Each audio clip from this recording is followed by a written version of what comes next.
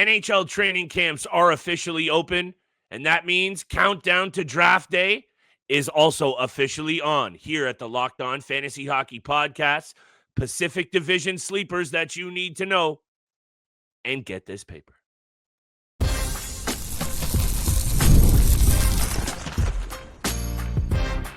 You're Locked On Fantasy Hockey, your daily podcast on fantasy hockey. Part of the Locked On Podcast Network, your team every day. What is good, my fantasy fanatics? Welcome back inside the Fantasy Hockey Lab on this fine Monday, September the 22nd, and the daily 30-minute source that you need to build a winner. It's the Locked On Fantasy Hockey Podcast.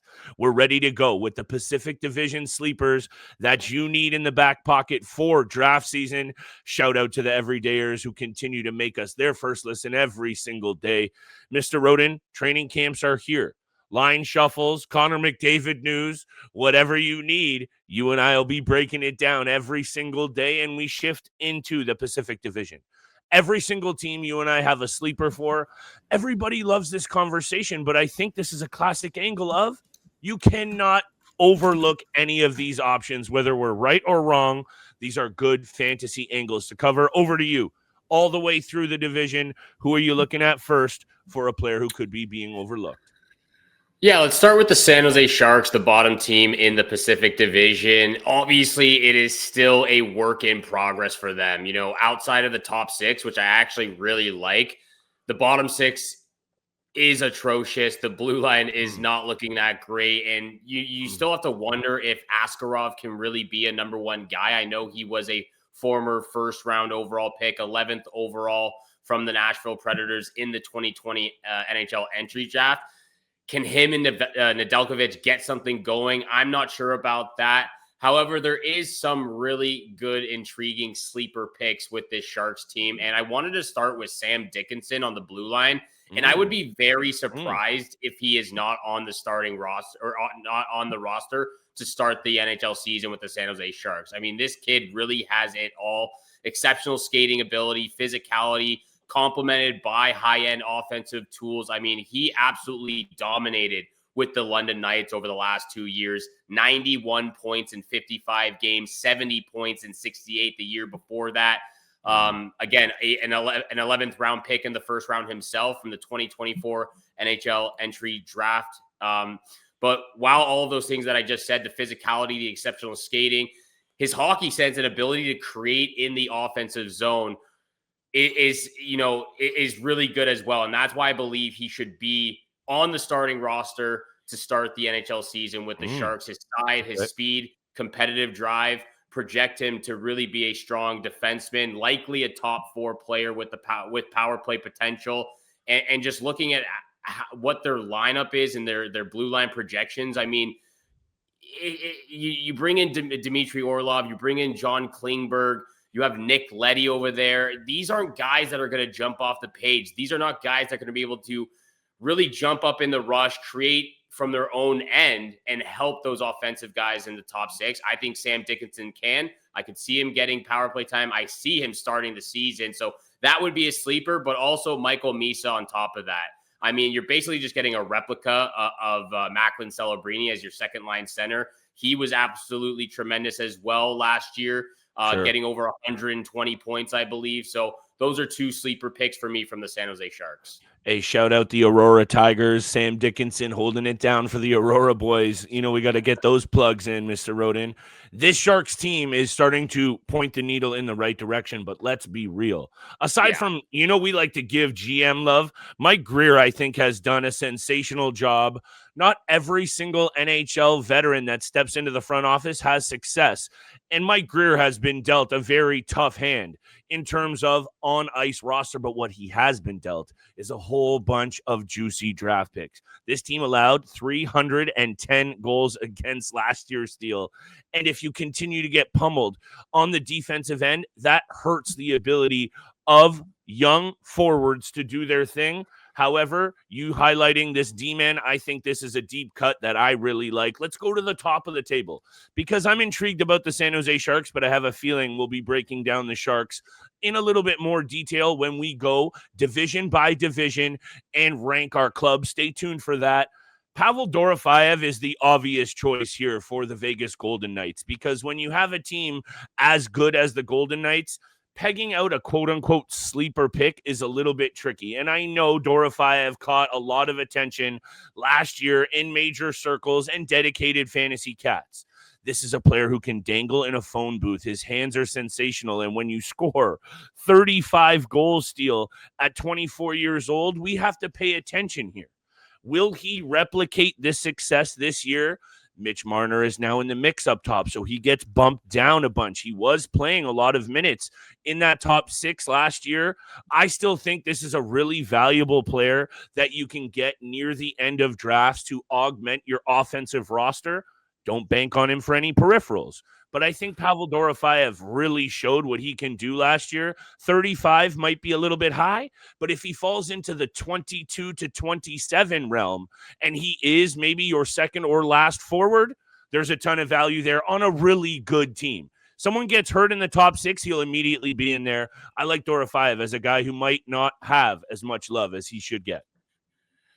I agree with you that he is the sleeper option from the Vegas Golden Knights, but I think he goes a lot higher than the last couple of picks in the draft. I mean, even in his first NHL season, I understand that there is maybe a slight hesitancy on to draft this player. Can he small sample size again that 35 goal season? I think he can in Vegas, and for him to be surrounded by guys like Jack Eichel, Mitch Marner, Mark Stone as well. There's just so much to like. Tomas Hertl, he's in a really good setting here, and I think he can get 35 goals again. I expect him to go drafted, a lot higher than the last couple of rounds, but still a great sleeper pick going into the season. Yeah, you're probably real right. Quickly before we go to break. The Seattle Kraken. I'm not going to go on a tangent with them. I'm not going to go into a deep conversation about this team because realistically, I'm staying away from them. I mean, there's not a lot to like outside of really Brandon Montour. I mean, maybe you could go to the blue paint in Joey Daccord or Philip Grubauer as one of those last third string goaltenders on your team. Outside of Brandon Montour, and honestly, I'll throw Vince Dunn in the mix as well as one of those, mid-round blue liners. I don't like this team. I don't think they're quite there yet. They don't jump off the page offensively. However, I got to talk about my boy, Ellie Tolvanen. I mean, he's the only guy that I would consider drafting outside of those two defensemen just because of what he does peripherally, just because of how durable he's been over the last 3-4 years of his career. Only missed 2 games the last 2 seasons. I think he's good for 40 points. Somewhere in that 40, 45 point range is where I would have him at. I know he had a career year 2 years ago of only 41, but somewhere between 40 to 45 is where I would project Tolvanen at. 150 shots, over 230 hits as well, 75 blocks. He's going to fill out those peripherals. He's playing with the guy that you just spoke about, Mason Marchment, on last week's episode on that third line with Chandler Stevenson down the middle. So I think that third line right there, outside of Stevenson, either Marchment or Tolvanen are really good sleeper picks for your team. Those guys will fill out the peripheral categories as well as jumping in and chipping in with the offensive ability. I have both Marchment and Tolvanen somewhere around 40 to 45 points. I totally agree with you on your take on the Seattle Kraken this year. They seem to have, look, we like breaking down lines. Daily Faceoff is a great projection tool to use, but you also know that that's in flux. You look at their top 9, it almost could be completely interchangeable still. You really don't know what that number 1 line or number 1 guy really is in Seattle. There really isn't one. From a hockey standpoint, maybe that works out for them. I don't know. I don't see it. But from a fantasy perspective, because, guys can get behind each other. They might be able to turn some chemistry here, even though they were a team that, in terms of goals for, really struggled last year. Bottom half of the league, goals against. They were in the top 10. in terms of fantasy, I like Eeli Tolvanen here as a sleeper, but I think there's a whole bunch of names you could have probably thrown into the mix in Seattle because I think you should overlook this team. However, we will go more in-depth team by team. Right now, it's sleepers and some value that you can find in guys deeper in drafts or perhaps in leagues where GMs are overlooking them. We'll talk about some other players around the break, and stay tuned all week for more fantasy content. Today's episode is brought to you by our friends at Monarch Money. Most people can't name all their financial accounts or even what they're worth. 401ks, properties, investments. When you don't have the full picture, you can end up leaving money on the table, and that's where Monarch Money comes in, an all-in-one personal finance tool that brings you your entire financial life in one clean, easy-to-use interface on your laptop or phone. Monarch is built for people with busy lives, and if you've been put off your finances just like I have, Monarch is for you. Monarch does the heavy lifting for you. Link all your accounts in minutes, see clear visuals and a smart categorization of your spending. Feel in control of your money without ever touching a spreadsheet. Get in on this control with Monarch Money. Don't let financial opportunity slip through the cracks. Use code LOCKEDONNHL at monarchmoney.com or use your browser for half off your first year, 50% off your first year at monarchmoney.com with code LOCKEDONNHL. And thank you so much for making the Locked On Fantasy Hockey Podcast your first listen every single day, Monday through Fridays, when you can tune into our episodes, 7 o'clock in the morning. We appreciate you out there. We love you out there. The fact. Sleeper picks in the Pacific Division. To the Anaheim Ducks we go, and there's a lot of great options here. You and I really like Mason McTavish. We've spoken about Troy Terry. We've spoken a little bit about Leo Carlson. I think Leo Carlson could also be another sleeper pick. You could also go to Frank Vatrano, who I think, especially in banger leagues, categorical, he jumps off the page. Still, really consistent with his game over the last 3 years. Very durable, puts up 45, 50 points, 80 penalty minutes, 170 hits, 200 plus shots, 70 plus blocks. So he's one of those guys that can also fill those peripherals that you really need, maybe more of a streaming option throughout the year. However, my sleeper pick for the Anaheim Ducks is Cutter Gauthier. I am very excited about this player. He's powerful. He's versatile. He's a driven forward with strong offensive instincts, good skating, and a physical presence, and a little bit of a Swiss Army knife when it comes to his game. Obviously could develop into a really good top-line goal-scoring winger if he improves his playmaking and skating ability, get a little bit more consistent in those areas. However, he still excels at creating offense, shows flashes of highlight reel talent. And when you look at what he produced last year, 44 points, 20 goals, 24 assists, played the entire season, 190 shots on goal. Yep. 68 hits, 51 blocks, and did all of that in under 14 and a half minutes of average ice time. He's going to be getting a huge opportunity, a huge increase, because Frank Vatrano was actually dropped down to the third line. Gauthier is up to the top six, playing with Mikael Granlund and Alex Killorn as of right now. I know Mason McTavish is still under contract, but he'll be in the mix too. Cutter Gauthier, I'm projecting him for 65, maybe even 70 points. He's going to be a goal scorer for this team. This is a sleeper pick. Maybe I'm on the high side about where I'm projecting him for, but 65 points based on what I believe projection of what his time on ice is going to look like this year, power play time as well. He's going to be a sleeper goal scorer this season for the Anaheim Ducks. I love what's going on in Anaheim. I think 70 points is high. However, everything else you said totally checks out. NHL.com has him ranked going into this season in their top 200 at 130th. That's ahead of players like Matt Barzal, Bo Horvat, and guys like also Quinton Byfield, who that's some pretty good company. So I think 70 might be a little bit high because there's still it's probably on the high side. 65. There you go. We like a good hedge on this show. However, the Ducks have a lot of really intriguing young pieces, and I would actually look to that blue line to be the anchor. And Dostal in the cage, Lacombe, Mintnyakov, Trouba, Gudis, Olin Zellweger. There are some really good blue liners in the mix for this Anaheim Ducks team. And if that works out, Steele, I'm telling you, the offense will go off. So I've got a whole bunch of players to get to still. We got off Dorofeyev. Let me talk about Brandt Clarke on the LA Kings, because this is a smooth skating power play quarterback written all over him type defenseman. You know, he is not an elite skater, but he brings the tools, and already what he did last season for this team, I think we should be paying a lot more attention to Brandt Clarke. We've talked about the LA Kings. They'll be back in the mix last year. 5 goals, 28 assists, 121 block shots, and 46 penalty minutes at 21 years old, Steele. And the best part, only in 16 minutes of ice time. He is obviously still behind. I think it's the Mikey Anderson, Drew Doughty top pairing in LA. He kind of anchors that secondary power play unit and the second pairing. He will have minutes increase this year. This is the prototypical sleeper on the blue line. I'm going to be going after Brandt Clarke this year, Steele. I think this player offers a whole lot of intrigue. If he's getting that done in 16 minutes of ice time, I am very excited to see what he can do this year when those numbers go up.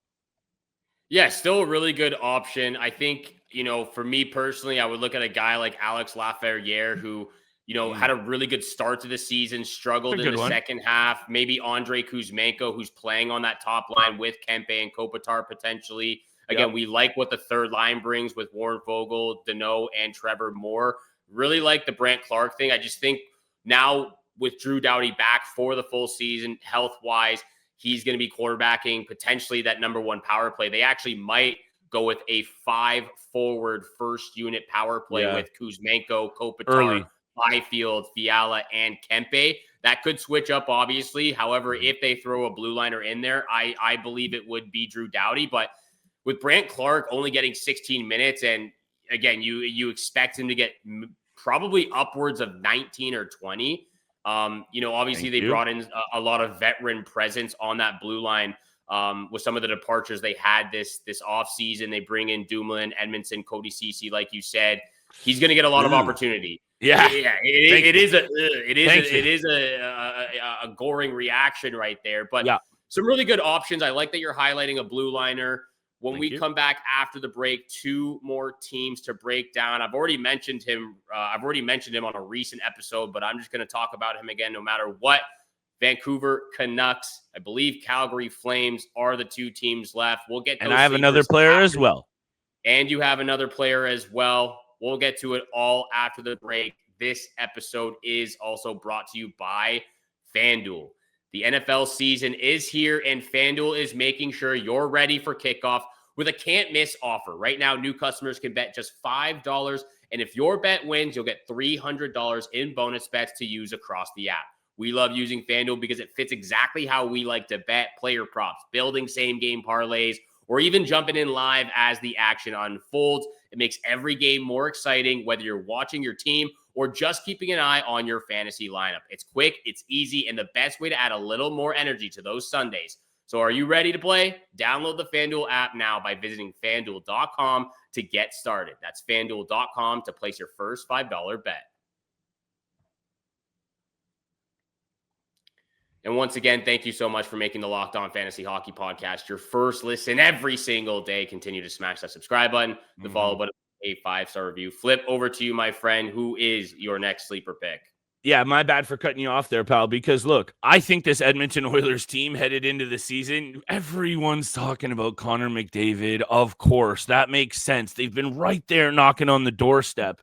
But when it comes to fantasy value and you see a player on Andrew Mangiapane playing on the top line right now, and I know that's only been a couple of days, he immediately falls into the sleeper realm that you need to pay attention to. If that sticks, if it even goes a couple of games that it works, I don't think I want to say that you go out there and necessarily draft this player. Most leagues, you're staying away from him. However, he might be your last guy that you take because, Steele, if he sticks with Connor McDavid, this is a guy who also only a couple of years ago scored 35 goals. And 2022 is technically 4 seasons ago. But you know what I'm getting at here. He has proven he can be a trigger man in the NHL. And, 14 goals last year, peripherals kind of okay, 74 hits. all you need to know is what is going on Connor McDavid's wing. It's been a carousel of different options, and you just need to ride that wave. So the obvious ones everyone's been talking about with this team, Savoie and also Isaac Howard. Right now, Isaac Howard's getting reps on the fourth line. Andrew Mangiapane is going to play with McDavid to start the year. Right now, he fits the sleeper mold. You got to pay attention, finger on the pulse type situation. A guy who has also scored goals. All I need to say is tap into Andrew Mangiapane as a deep sleeper in this upcoming season. Yeah, it's definitely worth having him in your notes or circled going into the fantasy draft. I just, looking back over the last couple of seasons, we talked about Victor Arvidsson when he was playing in the top six, and that didn't pan out. We talked about Jeff Skinner with him playing in the top six, and that didn't pan out. And obviously, he's younger than those two guys, and maybe a little bit more upside offensively. That would be my take on it. Is maybe just be wary with that, because it hasn't panned out in the past when trying to find. They really just pick and place some of these guys playing in the top six. Like, it could be Howard. It could be Savoie. It could be Podkolzin. So there's a lot of different moving pieces. Just keep that in mind. I like that you're bringing up Mangiapane as one of those deep cuts, though. Thank you. And over to the Vancouver Canucks. And talking about the Edmonton Oilers, again, I talked about Evander Kane on a recent episode. He fell into that high risk, high reward for me. He also falls into the sleeper picks for me, especially in this Pacific division. He's just one of those guys that, again, he's going to fill out all of those multi-cat. He's going to fill out all those peripherals in your categorical formats. He's a multi-cat monster. Goals, penalty minutes, hits, shots on net. He can single-handedly win weeks in banger leagues. So when he's healthy, which is obviously the main concern with this guy, he's a liability. But when he is healthy and he is in the lineup, he is a difference maker. And I already mentioned that I believe he is the third best forward on this team, right behind Elias Pettersson and Brock Besser. I don't know if Jake DeBrusk is going to be that guy still. There hasn't been enough consistency with him. We expect Quinn Hughes to continue to do his thing. Evander Kane is up there for me as one of those, picks in the last 3 or 4 rounds, potentially just taking a chance on a guy who has had a difficult career, obviously, over the last 6 seasons, but he's found a new home. He's getting a new chance. He's in the top 6, and hopefully he's fully healthy going into the season. Hey, look, the last full season that this man had, 24 goals, 20 assists, 250 hits, 85 penalty minutes. You and I have been clear about the value of power forwards. Look at what Tom Wilson did for you last year in a couple of different leagues. You capitalize on these banger league beauties that can still bring you kind of 45 plus offensive points. It's huge for the success in the leagues that you and I play in. And I totally agree with you on this take. And I think nailing these kinds of players, the balance of, hey, we can go after the Kiefer Sherwoods all day and have 450 hits, but you got to find some guys that bring a little bit of everything and a power forward. In today's fantasy hockey game, you need at least 1 or 2, or I would say you're not going to be very successful.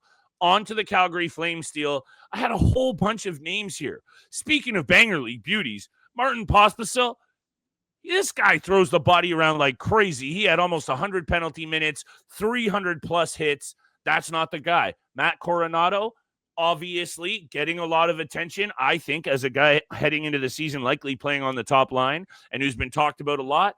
Maybe he's not a sleeper anymore, but Connor Zary is a sleeper who was injured last year. He's shown some flashes here, Steele. He was a first-round draft pick only a few seasons ago. I know 2020 seems like forever ago. He's 23 years old. I think someone needs to pay attention to this player. Someone who has offensive ability, someone who also has really gotten it done at all stages of his career. He was an absolute stud for the Kamloops Blazers. At the end of the day, I think I'm really high on this Calgary Flames team. That's what I wanted to come on here and say, and I'm going to stick by it. I love Dustin Wolf. I like the balance that the blue line brings. I think they have a number of really good young players offset by some quality veterans.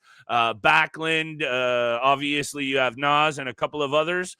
Let's see what this kid does, but I love him as a sleeper. I like those other 2 as well. But if we're going a little bit more off the beaten path, Connor Zary, double circle his name. Some good options in Calgary as well. That's what we're trying to highlight on these episodes. Exactly. We'll get to the Atlantic. We'll get to the Metropolitan over the next week. And of course, the season right around the corner. 1 or maybe 2 Monday mock drafts before the fantasy hockey drafts begin. Thank you so much for tuning into the Locked On Fantasy Hockey Podcast, making it your first listen every single day. For that second listen, you got to go check out the Locked On NHL Podcast because there is no offseason. We are bringing you the daily league-wide stories that matter the most with local coverage you love from Locked On. Find Locked On NHL on YouTube or wherever you listen to your podcast. And we'll see you back here again tomorrow. Peace.